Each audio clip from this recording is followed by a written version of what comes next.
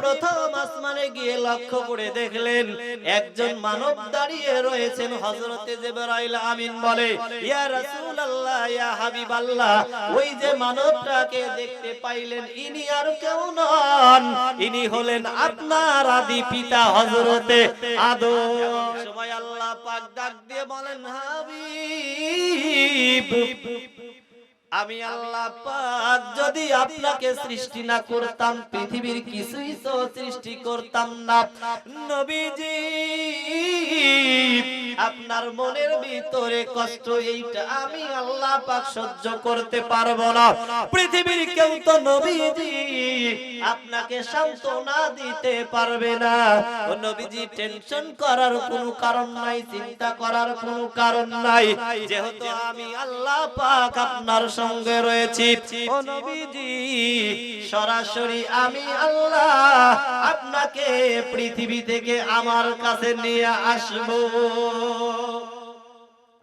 আমার মুসলমান ভাইরা, আল্লাহ পাক সুন্দর করে বললেন, আল্লাযী আসরা বিআবদিহি লাইলাম মিনাল মাসজিদিল হারাম ইলাল মাসজিদিল আকসা।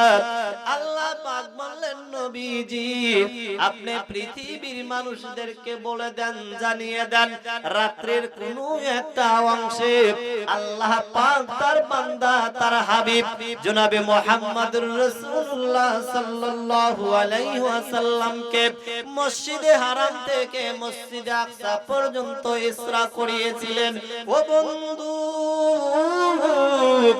নবীজিকে হযরতে জিবরাইল আমিন, নবীজি আমার উম্মে হানির বাড়িতে রয়েছেন। কিতাবে এসেছে নবীজি কাবা ঘরের সাথে হেলান দিয়ে রয়েছেন। দুইটা বর্ণনা এসেছে। আমার মুসলমান ভাইরা, হযরতে জিবরাইল আমিন নবীজির সামনে চলে আসলেন। নবীজির সামনে এসে বলেন, ওগো আল্লাহর নবীজি, আল্লাহ পাকের পক্ষ থেকে ফয়সালা হয়ে গেছে। নবীজি, যেহেতু আল্লাহ পাক আপনাকে সৃষ্টি না করলে কোনো কিছু সৃষ্টি করতেন না, নবীজি আপনার মনের ভিতরে কষ্ট, আল্লাহ পাক আরশে আযম থেকে আল্লাহরও ভালো লাগে না। নবীজি, এর জন্য আল্লাহ পাক আপনার সঙ্গে কথা বলবেন। নবীজিকে বের করে আনা হলো। বাহিরে একটা বাহন অপেক্ষায় আছে। বাহনটার নাম হলো বোরাক। বাহনটার নাম কি? হযরতে জিবরাইল আমিন বলল, ইয়া রাসূলুল্লাহ, ইয়া হাবিবাল্লাহ, এই যে বাহন বোরাক দেখছেন নবীজি, এই বাহনে আপনি উঠে বসেন। আমার মুসলমান ভাইরা, আমার আপনার নবী এই বোরাকের উপরে যখন অবস্থান নিলেন, নবীজিকে সঙ্গে নিয়ে হযরতে জিবরাইল আমিন সিদরাতুল, নবীজিকে সঙ্গে নিয়ে হযরতে জিবরাইল আমিন বাইতুল মুকাদ্দাসে চলে গেলেন। এই বাইতুল মুকাদ্দাস কিন্তু আমার আপনার প্রথম কাবা ছিল। নবীজিকে নিয়ে যখন বাইতুল মুকাদ্দাসে চলে গেলেন, ঘটনা সংক্ষেপে নিয়ে আসছি। আমার নবীজি লক্ষ্য করে দেখলেন, এই বাইতুল মুকাদ্দাসের ভিতরে অনেকগুলো রূহ দেখা যায়। কি দেখা যায়? রূহ দেখা যায়। এমন সময় আজান হয়ে গেল। নামাজের জন্য সকল রূহগুলো কাতার বন্দী হয়ে দাঁড়িয়ে গেল। আজকে যেই মসজিদের জন্য এই আয়োজন, বলেন তো এই মসজিদে আমরা কাতার বন্ধ হয়ে নামাজের জন্য দাঁড়াই কি দাঁড়াই না? তাহলে এই মসজিদে দান করার প্রয়োজন আছে না নাই? বাইতুল মুকাদ্দাসের মসজিদে আজান হয়ে গেল। এই পেছরপাড়া মসজিদেও কিন্তু দিনে 5 বার আজান হয়। বলেন হয় কি হয় না? সবাই কাতার বন্দী হয়ে দাঁড়িয়ে গেল, কিন্তু কেউ তো ইমামতির জায়গায় যায় না। এই যে অনেকগুলো রূহ দেখা যায়, এর ভিতরে হযরতে আদমের রূহ রয়েছে, কিতাবে এসেছে যে রূহগুলো রয়েছে আল্লাহ পাক এই পৃথিবীতে যে নবী রাসূল প্রেরণ করেছিলেন, এই নবী রাসূলগুলোর রূহ ওই দিন উপস্থিত ছিল। একটু আওয়াজ দিয়ে বলেন আল্লাহু আকবার। সকল নবী রাসূলগুলো কাতার বন্দী হয়ে গেল, কিন্তু নামাজ পড়াবে কে? ইমাম তো কেউ সামনে যায় না। হযরতে আদম মনে মনে ভাবতে লাগলো, যেহেতু আল্লাহ পাক সর্বপ্রথম আমি আদমকে সৃষ্টি করেছে, যেহেতু বনি আদমের পিতা আমি, অতএব আজকে মনে হয় আমি আদম ইমামতি করব।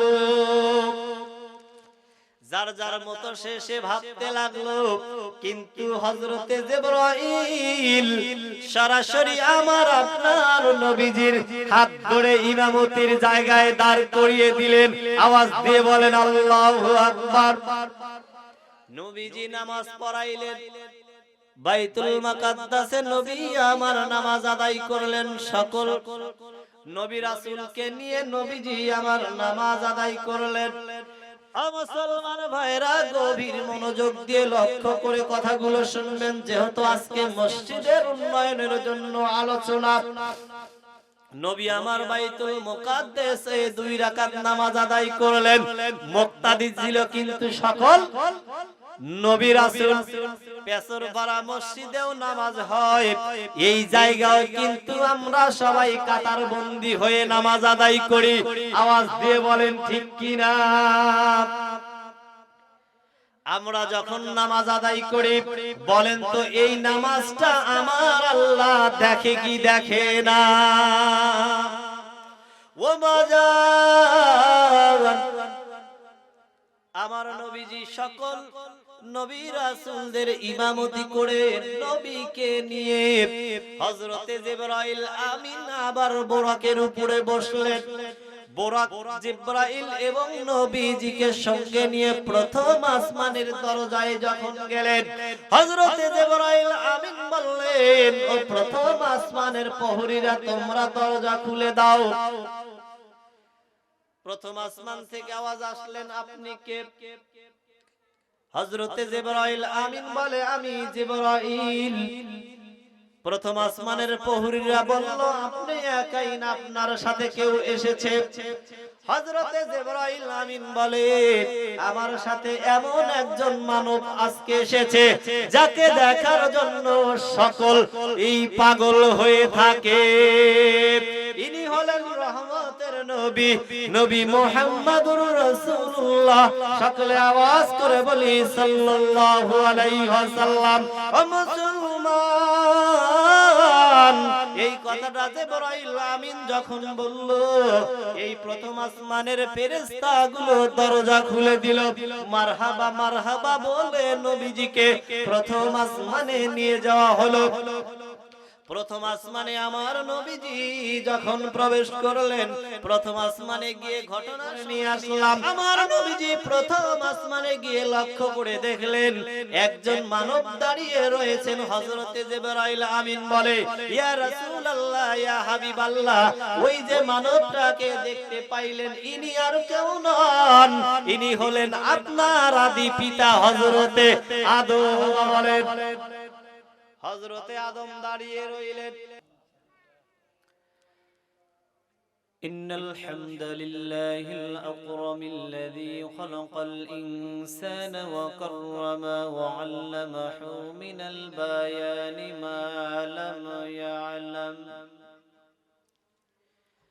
فسبحان الذي لا يحصى امتنانه باللسان ولا بالقلم. نشهد أن لا إله إلا الله وحده لا شريك له، ونشهد أن سيدنا وسندنا وحبيبنا وطبيبنا ومولانا محمدا عبده ورسوله.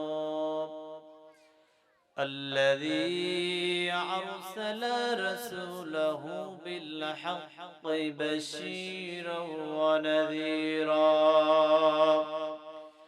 وداعيا إلى الله بإذنه وسراجا وقمرا منيرا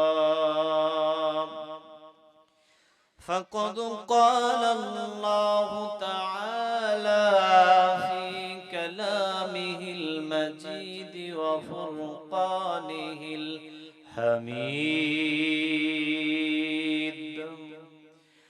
সকলে আমার সাথে বলুন আউযু বিল্লাহি মিনাশ শাইতানির রাজীম বিসমিল্লাহির রাহমানির রাহিম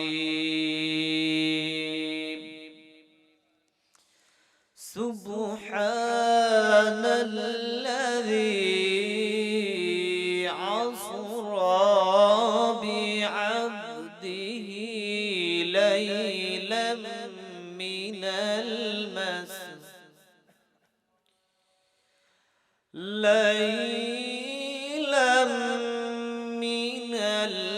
المسجد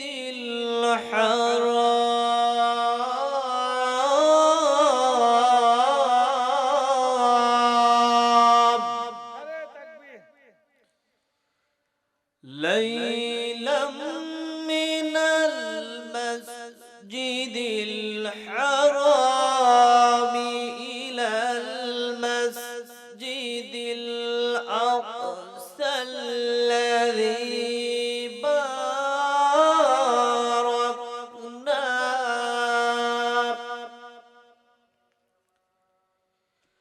حوله لنريه من آياتنا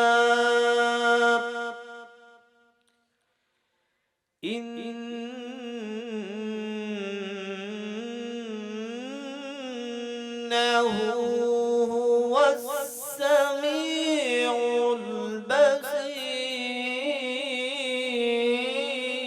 البصير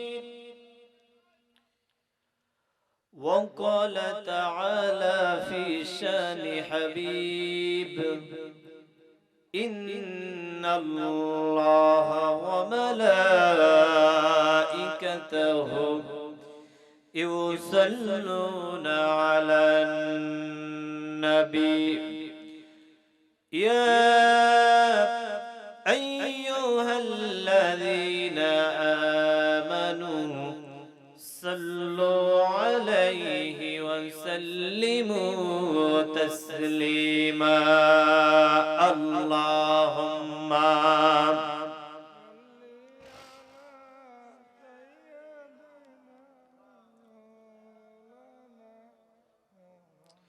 وعلى آله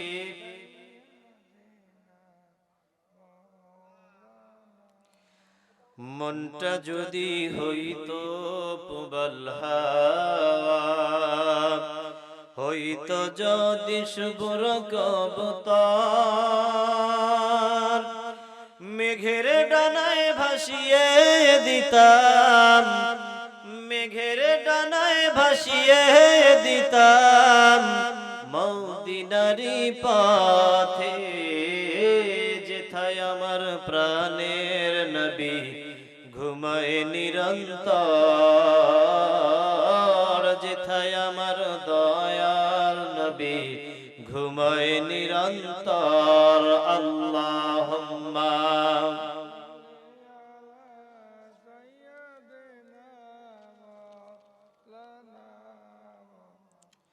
وعلى آله بلغ العلا بكماله كشف التجى بجماله حسنت جميع خصاله সাল্লু আলাইহি ওয়া আলিহি। আরবের পরে মক্কা নগরে যেথায় মা আমিনার ঘর, খোদার করুণায় কাউসার হয়ে ঝরছে বারংবার বালাগাল উলা।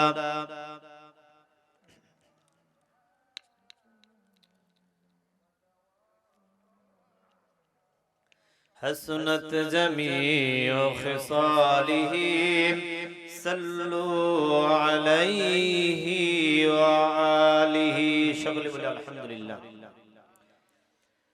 সরপেসরপাড়া হিলফুল ফুজুল যুব সমাজ কর্তৃক আয়োজিত নতুন পাড়া জামে মসজিদের উন্নতির কল্পে আজকের তৃতীয় বাৎসরিক তাফসিরুল কোরআন মাহফিলের সম্মানিত সভাপতি জনাব মোহাম্মদ আতাউর রহমান প্রামাণিক, বিশিষ্ট ব্যবসায়ী, বারাকাল্লাহু ফি হায়াতি, আমরা সকলে বলি আমিন।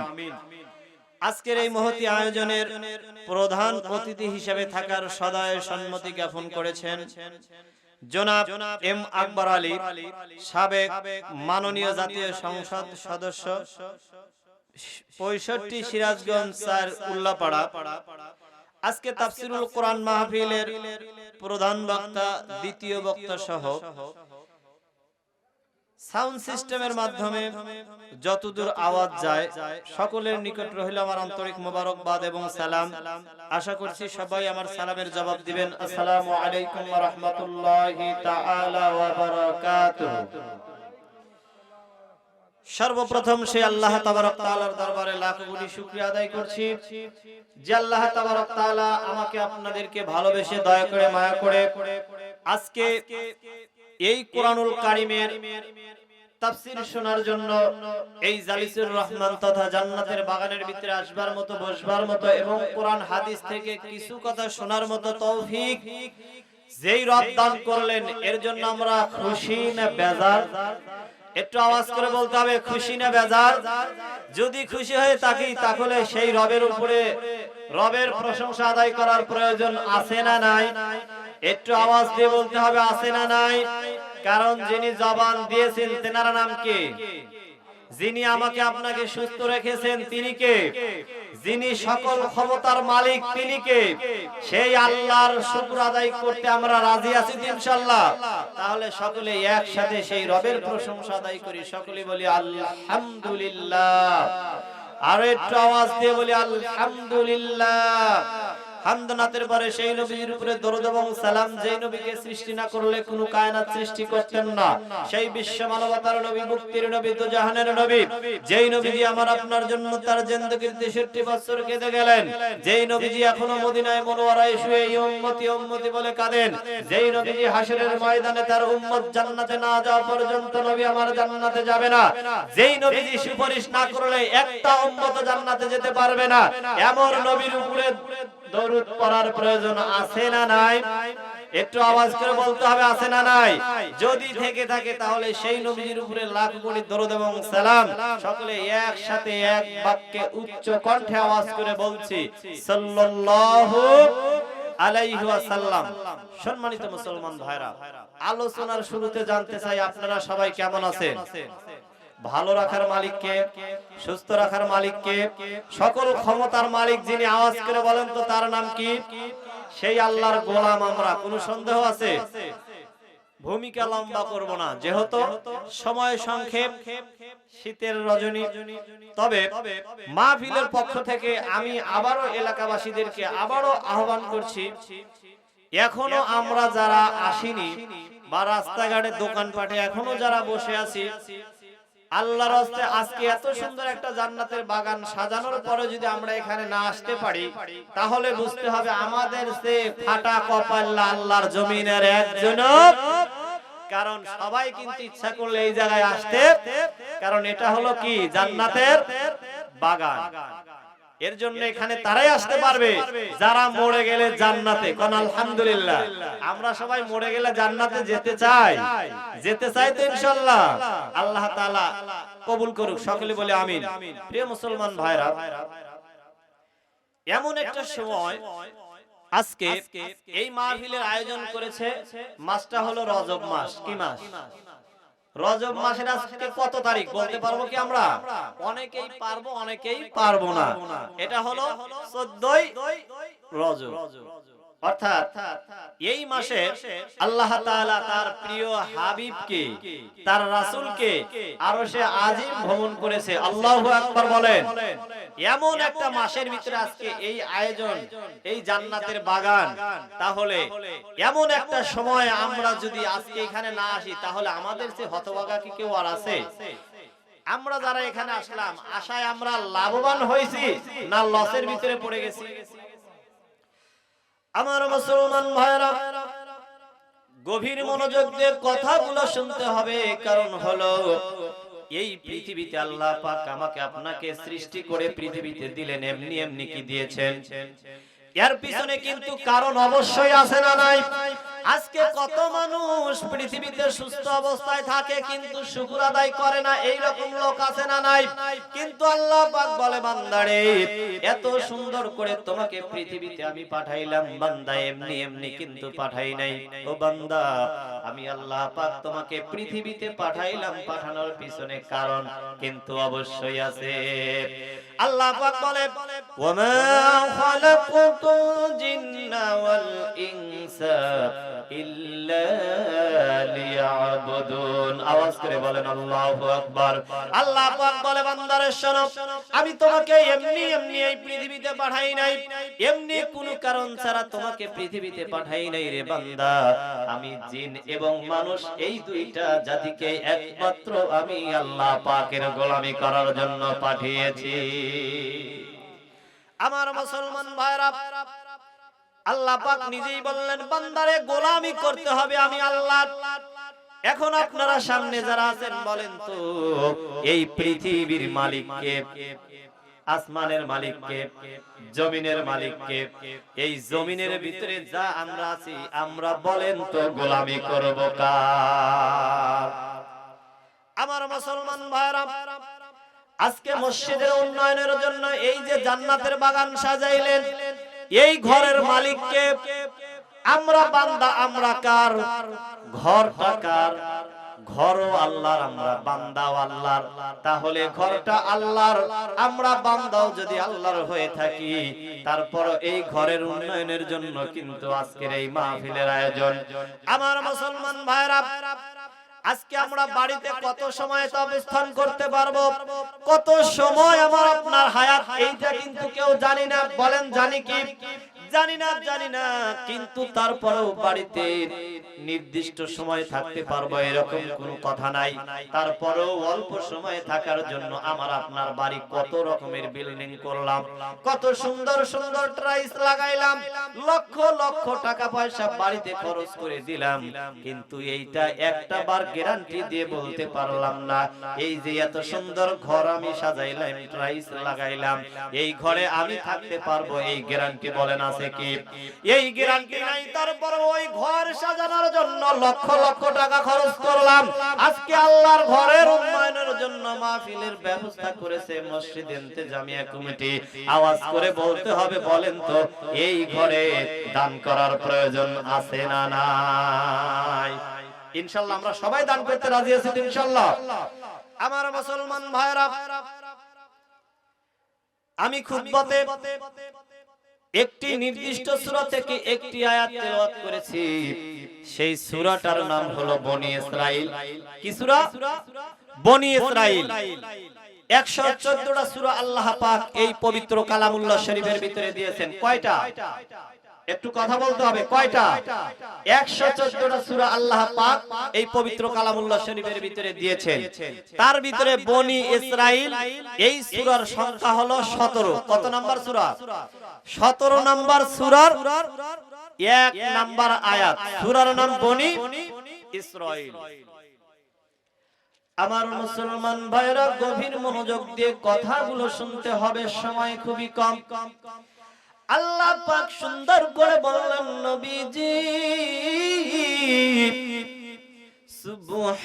সুবহানাল্লাযী আসরা বিআবদিহি লাইলাম মিনাল মাসজিদিল الحرام إلى المسجد الأقصى الذي باركنا حوله لنريه من آياتنا إنه هو السميع البصير আওয়াজ দিয়ে বলেন আল্লাহু আকবার আল্লাহ পাক বললেন নবীজি আপনি পৃথিবীর মানুষদেরকে জানিয়ে দিন আপনি পৃথিবীর মানুষদেরকে বলে দেন নবী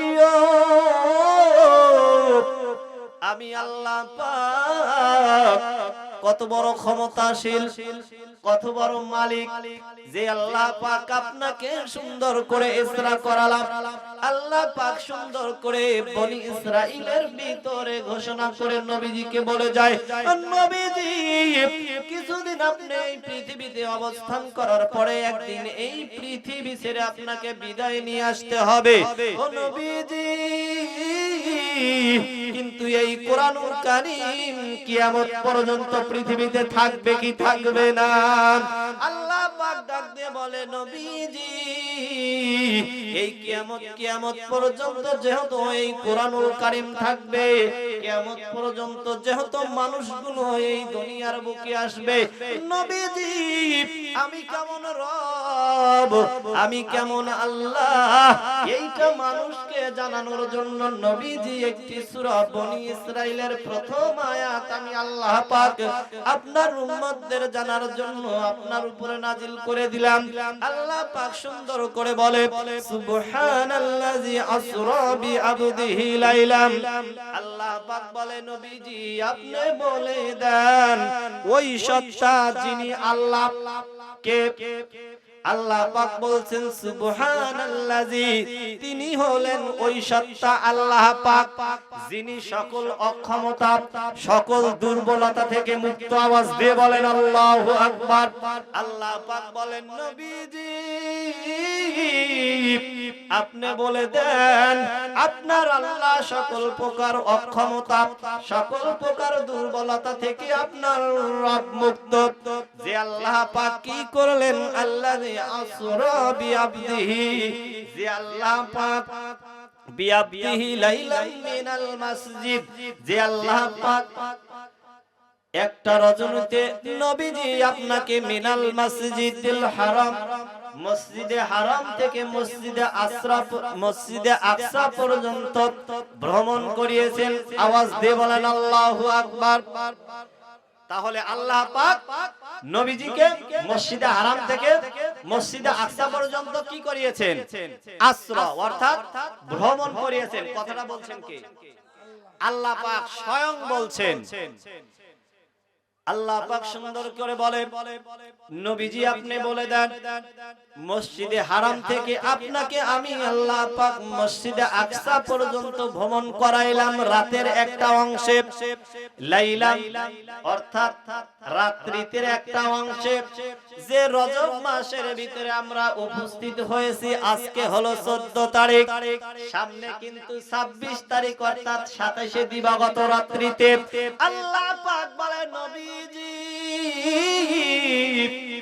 আমি আমার কুদরতের মাধ্যমে নবীজি আপনাকে পৃথিবী থেকে আমার আরশে আজিম ভ্রমণ করাইলাম বলেন তো ওই আল্লাহ এখনো আছে না নাই একটু আওয়াজ দিয়ে বলতে হবে আছে না নাই আমার নবীজি আল্লাহর বাড়িতে চলে গেলেন আল্লাহর আরশে চলে গেলেন দেখেন কি দরদের নবী আমি আপনি পাইলাম নবীজি আল্লাহর বাড়িতে গেলেন বেড়ানোর জন্য কিন্তু নবীজি ওই জায়গাও কিন্তু উম্মতে বলেন নাই আল্লাহু আকবার বলেন আল্লাহ পাকের সাথে নবীজির কথাপতন হয় নবীজি আল্লাহকে বলে ওগো রব আমি নবীকে আমি রাসূলকে দুনিয়া থেকে আপনার আরশে আজিমে নিয়ে আসলেন আমি তো নবী আসলাম আমার মনটা তো শীতল হয়ে গেল কিন্তু আমার উম্মতগুলো আল্লাহ আপনার সাথে কেমনে সাক্ষাৎ করবে আল্লাহু আকবার বলেন আল্লাহ পাক বলে এত নবী রাসূল আমি দুনিয়াতে পাঠাইলাম ওগো হাবিব, কিন্তু আপনার মতো উম্মত পাগল নবী একজন ছিল না। আমার আল্লাহ কয় হাবিব চিন্তা করবেন না, আমি আল্লাহ তাআলা নবীজি আপনাকে বলে দিলাম আপনার উম্মতের জন্য 5 ওয়াক্ত নামাজ আমি বাজেট করে দিলাম, 5 ওয়াক্ত নামাজ আমি নির্ধারিত করে দিলাম। ও নবীজি আপনার উম্মতগুলো যদি এই 5 ওয়াক্ত নামাজ ঠিকমতো আদায় করতে পারে, আমি আল্লাহ পাক ঘোষণা করে দিলাম নামাজের মাধ্যমে বান্দার সাথে আমি আল্লাহর মেরাজ হয়ে যাবে। তাহলে বলেন নামাজের প্রয়োজন আছে না নাই? একটু আওয়াজ দিয়ে বলতে হবে আছে না নাই? আজকে যেই ঘরের আয়োজন